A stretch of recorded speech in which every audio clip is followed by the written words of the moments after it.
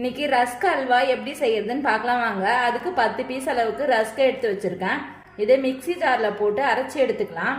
அரை கப் அளவுக்கு சர்க்கரை, 200 ml பாலை நான் காய்ச்சி ஆற வச்சு வச்சிருக்கேன். 3 டீஸ்பூன் அளவுக்கு நெய் சேர்த்துக்கலாம். 1/4 டீஸ்பூன் அளவுக்கு ஏலக்காய் தூள், ஒரு 10 முந்திரியை பொடிச்சு வச்சிருக்கேன். இந்த அளவுக்கு நைஸாவே அரைச்சி எடுத்துக்கங்க. இப்போ 1 டீஸ்பூன் அளவுக்கு நெய் விட்டுக்கிறேன். ரஸ்க் இருந்தா போதும், 5 நிமிஷத்துல இந்த அல்வாவை செஞ்சு முடிச்சிடலாம். அளவுக்கு வறுபட்டதை ஒரு பாத்திரத்துக்கு எடுத்துக்கிறேன். இப்போ மீதி இருக்க நெய்ல ரஸ்க் தூளை போட்டு வறுத்துக்கலாம்.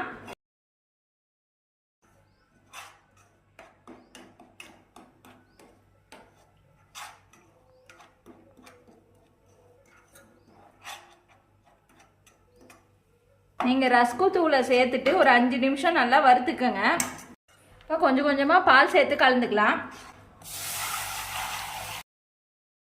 கேஸ்ல இருந்து இறக்கி வச்சுட்டு பால் சேர்த்து நல்லா கலந்துக்குங்க.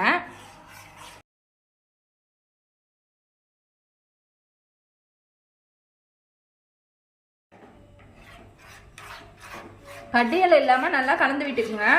ஏலக்காய் தூள் சேர்த்துக்கலாம், சர்க்கரை சேர்த்துக்கலாம்,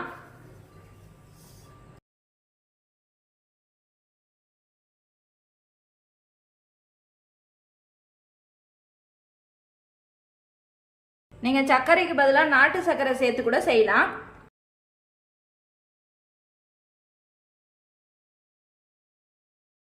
இப்ப 2 டீஸ்பூன் அளவுக்கு நெய் சேர்த்துக்கிறேன்.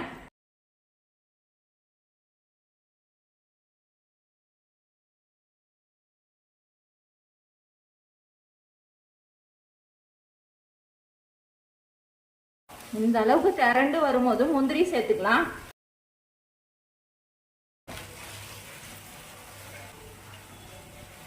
இப்போ ஒரு பவுலுக்கு மாத்திக்கிறேன்.